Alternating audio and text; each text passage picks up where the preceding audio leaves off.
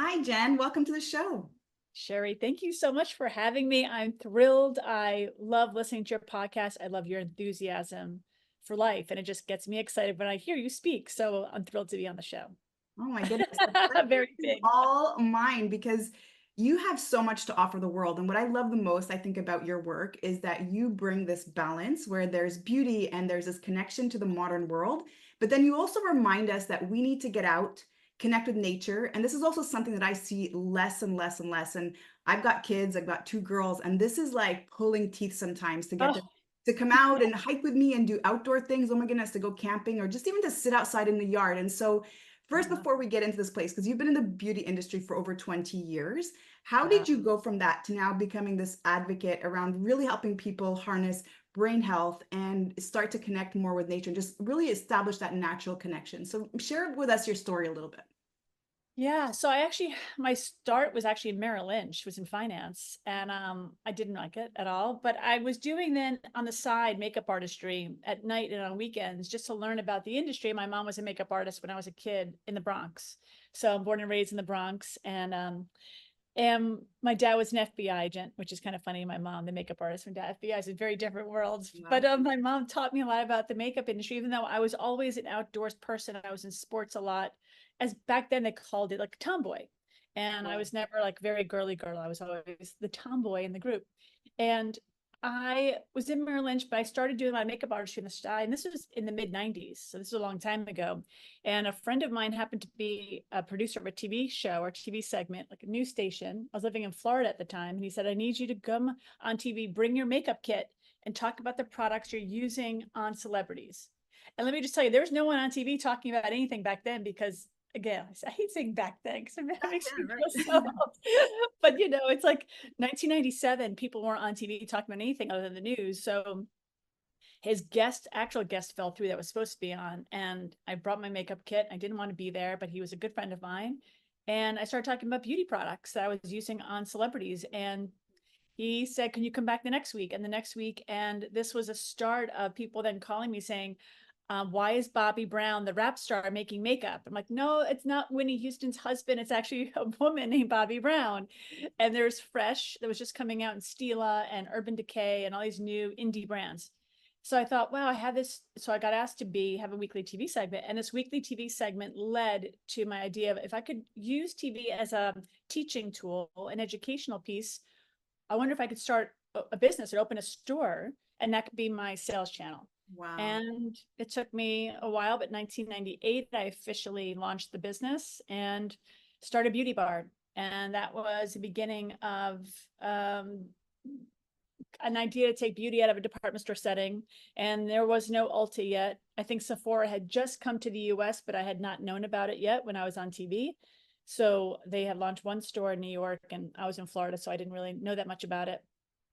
And I kept the business going, sold it in 2010, 2011 to Quidsi, and Quidsi had diapers.com at the time. But Amazon wanted to get into high-end beauty. So they ultimately flipped me to Amazon by 2011. So yeah, that was a very interesting time. And then I worked in beauty overseas for a company in Amsterdam and started some other beauty brands. But along the way, I always knew that beauty was an experience and a feeling because I loved being on the sales floor and I loved being with people, but it was that interaction with one another that really moved me. And what happened with the nature aspect was my stores were very full of nature. There were Mm. wood paneling, wood floors, sounds of really different sounds that I had incorporated, natural lighting, um, wood. I'm sorry, let's see, wood. I had green walls, I had water fountains, and people kept saying, you're doing this all wrong. Your stores, the experts would come in. I was so young at the time. I was like 20 something, 30 years old. And experts kept saying, you're doing it all wrong. I said, no, I like the way it feels good in here. So now we know it's called biophilic design. And biophilic design is bringing nature elements indoors for human health. So that was kind of that thing. I started pulling that thread of nature's always been this pathway to me and for me, and experiencing beauty through the lens of nature has always been a part of my journey. And I didn't even realize it until I could take a step back and realize how profound those changes have been in my life. Wow.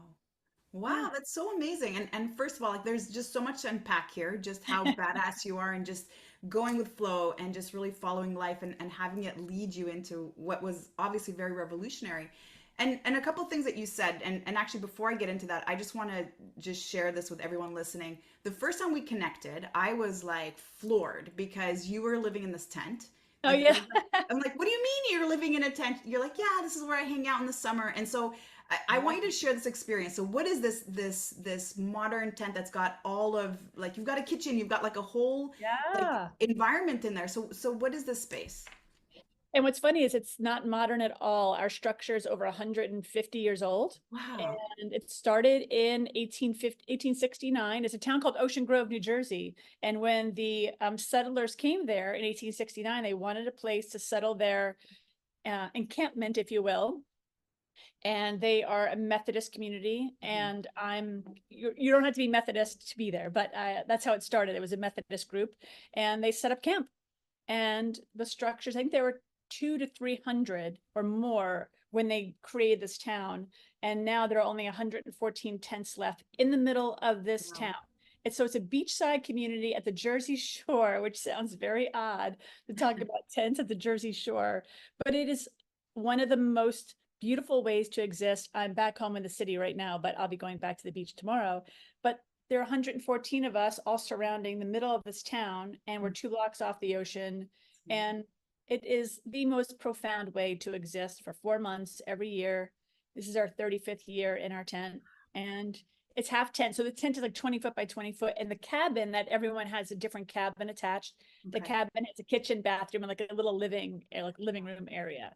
It's Oh, very small, very, very small, but it is really, it teaches you how to live simply, and not everyone likes it. I can understand totally, but it's really a beautiful way to exist for a few months every year.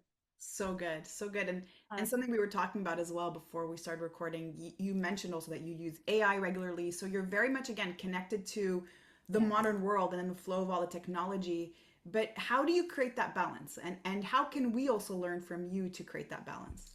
Ooh, that's a good question, because I think we have to learn, because I talk to a lot of people that are putting their head in the sand saying, it's too much. I don't want to do it. It's AI scares me. I think Right. we don't have the luxury to put our head in the sand right now because it's changing so quickly, our Mhm. lives. Mhm. And I don't want anyone to just be like gobsmacked when things change as quickly as, if your head is in the sand and you're not looking, you're gonna say, well, what happened? What happened to my work? What happened to Mhm. so many different things. So I every day, every morning I wake up and I read what happened in the past 8 hours while I slept, just so I know like what's going on. I watch YouTube videos when I get ready in the morning.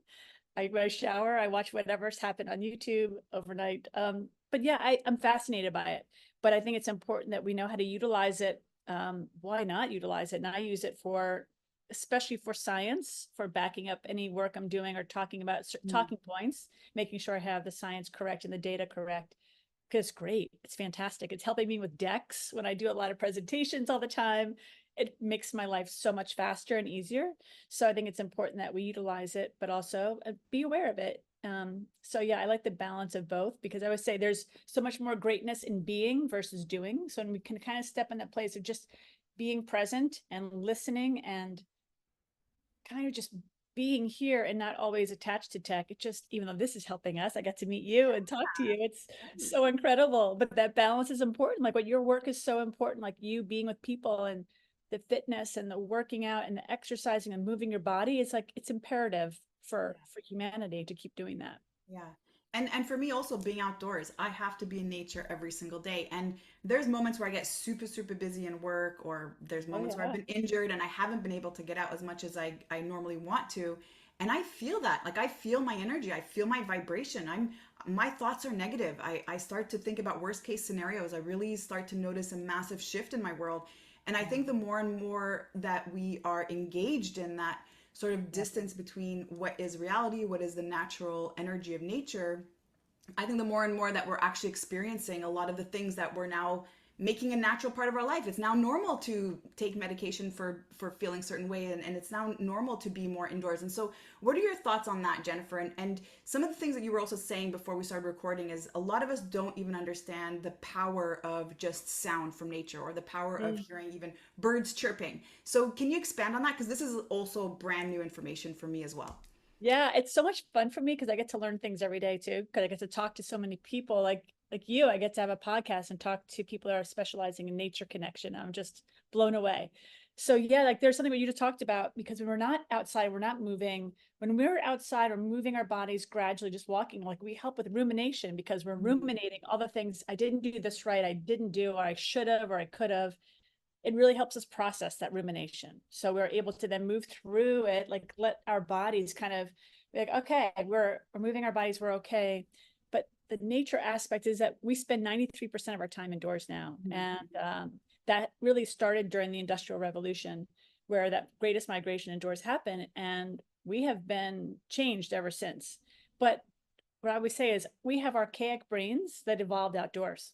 And our brains are trying desperately to keep up with all that we have coming at us every day, and we can't compute. We can't. And even like the term multitasking was coined for computers in the 1960s, because all of a sudden computers could do multiple things at one time. But leave it to us to say, oh yeah, humans are multitaskers, but we can't. The brain can only do one thing really well at a time. But when I'm going back to like the nature, so what we're saying is there's so many great stories and research being done on what happens when we're exposed to nature versus nature deficit disorder. That's not a clinical, nature deficit disorder, not a clinical term. A gentleman by the name of Richard Louv coined that. He is an incredible author and wrote the book Last Child in the Woods around 25, 30 years ago. And he really is such a leading force in the space. But there's so many studies that have found that even just the tiniest sound of like birdsong in a classroom, tiniest little bit of, you can hear a little bit of it, those children in that classroom will do better, better test scores and less absenteeism versus like the same fourth grade class next door that don't have any birdsong. So it's really interesting when you think about, I live in New York City most of the time, and that man-made noise can be very impactful for cardiac health, also for brain health. So we have to be very aware of man-made sounds versus natural sounds. So I always tell people, if you can, if you have a TV on in your house, or Google or Alexa, whatever you might have, just put your favorite sound on, whether it be, for me, rain on a tent, which I love, or like ocean sounds, or leaves blowing in the wind. These kind of little natural elements really help us go back to what makes us feel good, even though we're not saying, oh, bird, that's going to be good for me. It's just innately embedded within us. Wow. That's so good, because I feel like some people listening are probably like, well, I live in a city, and maybe the weather is like right now in Montreal, it's raining. We're getting, I think, 4 inches of rain in the next 24 hours.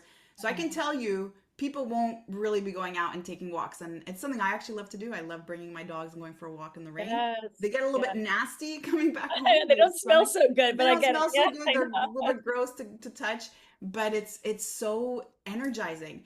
And Yeah. those are things that we've stopped doing. Like we used to do that when we were kids. We used to Oh, go out and play in the puddles, and we used to run in the rain, and it was so liberating. And now we stay indoors. So what are your thoughts around that? Do you encourage oh, yourself to do that? I'm so glad you said this, because this is my biggest breaking point with meteorologists, because when they're on the news and they say it's raining, it's a terrible day, Terrible stay day. indoors, it breaks my heart, Yeah. because we're being programmed to think that rain is bad. Rain is bad, rain is bad. So anything other than 70 degrees and sunny is bad, where we need, just like the plants need water, humans need water, we need rain.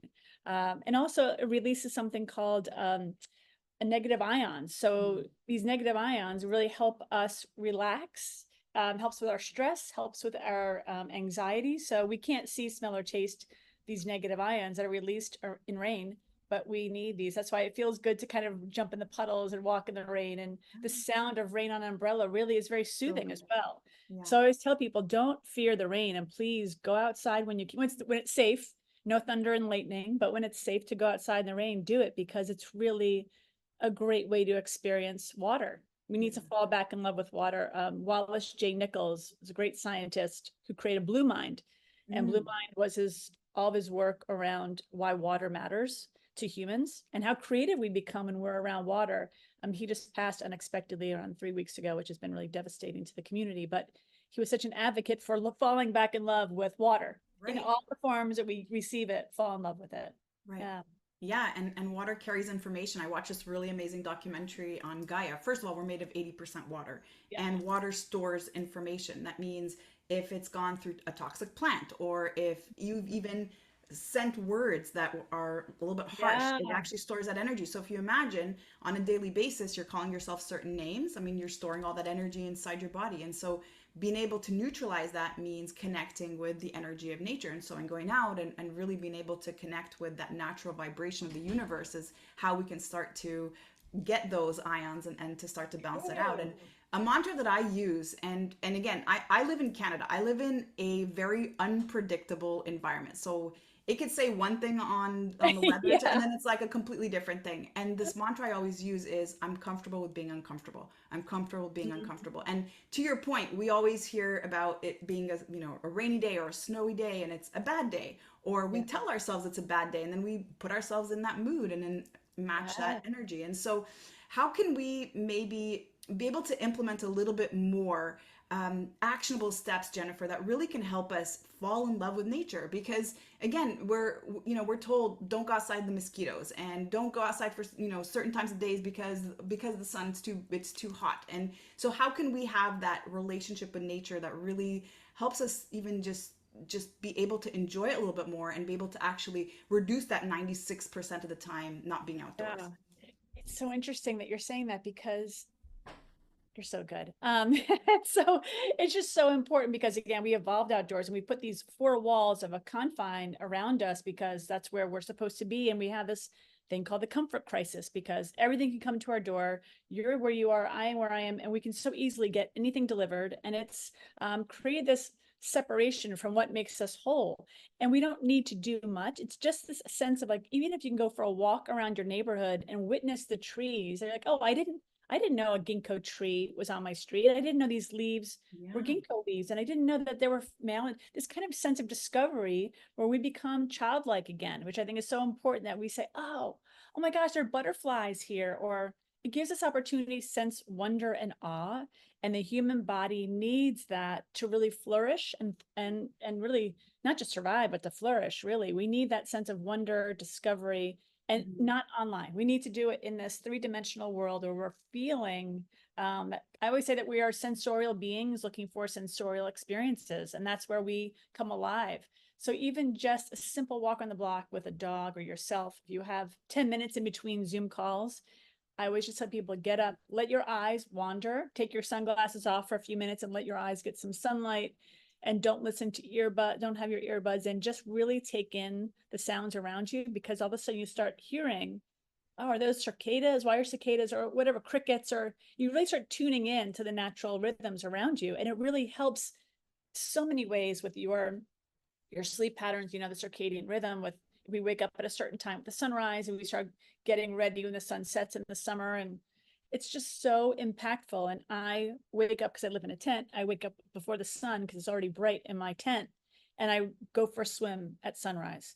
So I'm swimming in the ocean with the sunrise coming up. And I tell you, I sleep like a log in the tent because I'm so connected to nature. Yeah. But I try and do the same thing here in New York City. What can I do in my home to make things a little more, keeping the phone away from me at night and having natural elements around me, a lot more plants and trees and sounds that will make me better, feel better, I should say, and natural elements in my home that are natural fabrics of bedding and Mm. whatever I can do. And they don't have to be expensive at all. These little tiny things really can make a huge impact on your daily life. This is so good.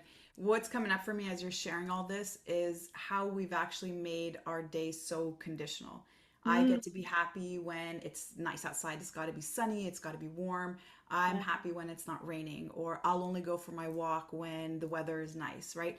And it's yeah, super interesting because we're so attached to it needing to look a certain way. We've decided in our mind that this is what good looks like, this is what success looks like, and if I don't get that, then I'm not going to be committed to myself. And so all the things that you're saying is just really a great way to start to change our relationship with nature, and maybe start with one thing. Maybe it's just as simple as really taking off the sunglasses and getting that sunlight into your eyes, and really having the cone cells in the eyes actually be exposed to that energy Yeah. waves. So Yeah, yeah, and you know, so there are good. even trees that are giving, there's something like conifer trees, pine trees that I know there are prevalent and big in Canada. There's a lot here in the Mhm. Northeast as well Mhm. where I live.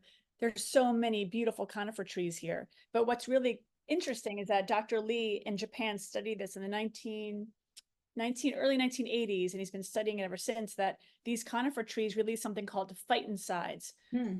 Phytoncides are these natural aerosols we can't see, smell, taste, or hear, of course, them, but their trees are bathing themselves all the time in these natural aerosols.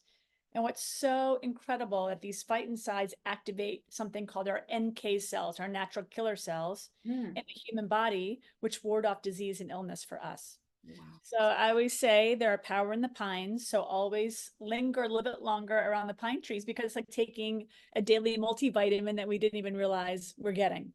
Right. So these like simple moments, they don't have to be big, big lifting items, so like exercise, but it is moving our body gradually outdoors, impacts the body in so many ways and the brain, that we get these gifts all day long, but we're, like you just said, we're so programmed that we have to feel a certain way. We have to do it certain conditions, but it's really our body needs this variations of exposure that really help us understand what's good for us. So good, so good. And there's that documentary on Netflix too about the blue zones, Oh right? And yeah, that's Dan. like the one common thing that they all share is like they're outdoors and they're so connected with nature and they're moving their body. Like all the things we're talking about, it really is simplifying all of the things that we do every single day. And it is as simple as getting out, connecting with nature, remembering that we're a part of all of this huge universe, and we're not made or designed to really be connected to the computer all day long and to connected to our AI. Even though it is a great way that we can get work done and it can be more efficient for ourselves, there's a way that we can also neutralize that energy as well. 100%. That's so spot on. Yeah, like you said, like in your work, it's how do we do things that's going to benefit the entire body and not just one aspect of it. It's like the whole holistic being. We're all beings. And so how do we then interact with one another that makes us feel great? Again, like you get energy off each other. Like I Yeah. feel your energy even across the screen, but we get the same feeling when we go into spaces. So these places are either feeding us or depleting us. Right. So we have the ability to create a home that's comforting, that's good for us, with sound, with light. And again, it doesn't have to cost a lot of money. Right. You know, the wellness world is all about so much in terms of how much money you're spending for things. But honestly, like you just said, if you go back to simple times, you don't need, you don't need a lot. You really don't. A lot. Yeah. I think this is a great time also to talk about the lost art of being human. This is your new project I think you're launching, or you've already launched. It's been in the works for about a year. Can you talk about that a little bit? What does it first of all mean? What is this lost art of being human? Let's Yeah, unpack that. yeah, it's funny because I got really discovered AI in December of 2022. And I thought, wow, this is fascinating. And I was doing these polls online on the social channels. I'm like, has anyone ever heard of ChatGPT? And maybe 5% of people in December of 2022 knew about it. And I kept reading, and I was I'm a research nerd. I get real excited to learn about things and know like what's happening, and especially before things really start evolving. So I saw this like real wave. Like it felt like a different thing versus Meta, because Meta was like so much, but it costs so much money for people to be, wear these head things. Mm. This whole idea of chat was going to be free. And I thought, oh my God, anyone can access this. It's going to be life changing. So I Mhm. thought if we go down this road even further into technology without really understanding how important nature is, we're going to be in a lot of trouble. Mm. Humanity will, if we didn't realize how good and important our natural connections are. So I formed Lost Art of Being Human to really keep going with this conversation of humanity needs each other Mhm. uh, as much as possible. We need to be one-on-one. Hyper locality, like we need hyper local events. How do we get to know our communities? Because I really feel that things are going to really shift in the next 5 years. So how do we create community both online but also in person that really feels like you can feel the energy off people, and that is what gives us life. So really, I do a lot of consulting work. I do a lot of speaking work about lost art of being human. Is how do we reconnect to what makes us human, what makes us full of empathetic creatures that are full of love and joy and heartbreak and sorrow. But we need all that to make the human story. Mm. Okay, so now I have to ask you, so what makes us human? All of that. Oh, everyone's like has those rose-colored glasses on all the time. I think, oh my gosh, I've life is so interesting because without those scars, there really is no life. I mean, I think everyone has our own scars. We cross. Like my mother is, Irish Catholic woman from the Bronx, and she always says, everyone has their own cross to bear. And in the same way, I think everyone's carrying something, and the weight can be heavy without others. Like, I think about like how siloed we all are in our own worlds, living either alone or in very small groups, and everyone's struggling and they're sad and it's hard and loneliness and overwhelmed. But I thought like, oh my God, for hundreds of thousands of years, we evolved in tribes. Like we supported one another in groups. We were never alone, because alone is when we were in a bad place, because the saber-toothed tiger would come after us. So I think we need to get back to this idea that being together is okay, and finding our tribes. And I live with my parents in the summer in the tent, and it is glorious. We have so much fun. My dad is 83. My mom is 78. We live in a 600 square foot space together. I'm not full time, but I'll be back there with them for 40. So again, it's like idea that we don't have to be separate. It's good to be together and be with those that we love and protect. And I think that's what makes us human, is that connection, that real in-person connection, that we can feel love and we can feel joy and we can share sadness and share, loneliness. How do we have these conversations in real life and make things more palatable for everybody to get through together? Yeah. Oh, Yeah. so good. And as you're talking and just sharing, that quote that your mom always said, we all have our cross to bear. Mm. This to me is what being human is all about, and we all have our stuff. We all struggle in different ways. We all suffer in different ways. We all have our pains. We all have our joys. And when you're on social media most of the time, when that is your reference point, I find that that is also the greatest block, because you're seeing all these happy people that are showing you Yes. exactly what they want you to see and not what's actually really going on. And this now starts to take us further and further away from reality. And I feel like all we sit and do on social media is just compare ourselves to others. And I've been off of social media for a while, believe it or not. I'm so grateful. I have people helping me with it. Yeah. But now I've Yeah. started doing these lives every Wednesday on social media. So I find myself accidentally being on there a little bit more than I want to be. And Yeah. I'm telling you, like I can feel, Jen, an instant shift in my energy, and I start to feel the not enoughness, and I start to feel like what is going on, and that's just from being on for like 10 minutes. But imagine we're on there all day long, Yeah. again, just seeing bits and pieces of people's lives, exactly what they want us to see. And I think that is also part of the lost Oh art. my gosh. Yeah, that highlight reel. Yeah.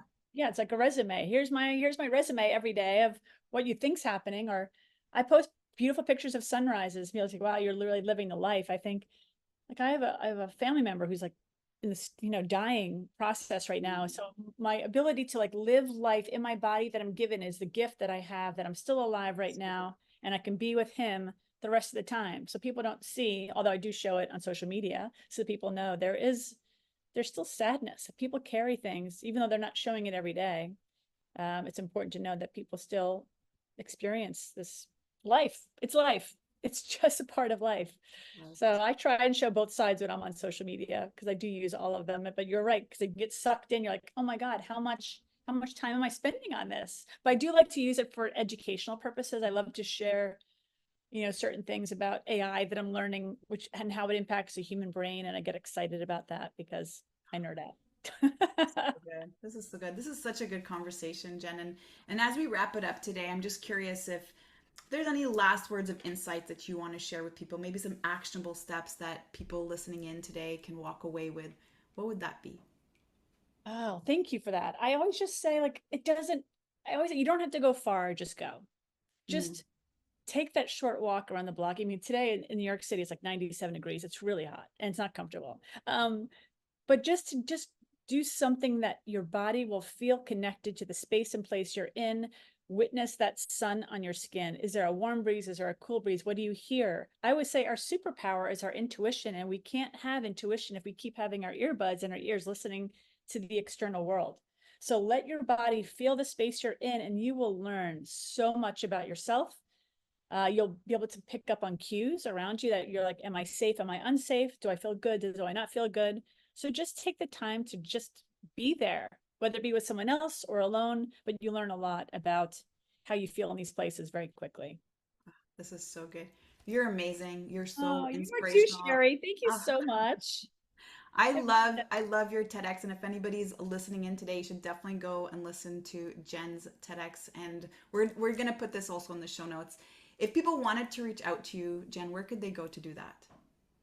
Oh, I am on Instagram. It's the Jennifer Walsh, or I'm also on LinkedIn, the Jennifer Walsh, walkwithwalsh.com, lostartofbeinghuman.com. I'm kind of all over the place like that. So just try and share information to help others, I guess, along their journey. So good. Thank you so much for your time. I Thank really love this you. conversation. Thank you. I really appreciate you. Thanks for all the work you're doing.